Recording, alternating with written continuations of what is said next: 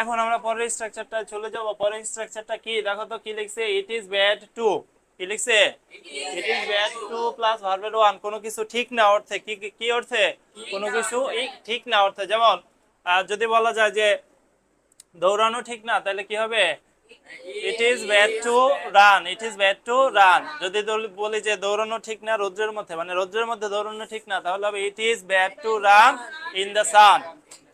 কি হবে, it is bad to run in the sun. ঠিক আছে। আচ্ছা, যদি বলি খাওয়া ঠিক না, it is bad to eat, খাওয়া। তাহলে চুরি করা ঠিক না, হবে it is bad to steal. কি হবে, স্টিল। ডাকাতি করা ঠিক না, তাই it is bad to robbery.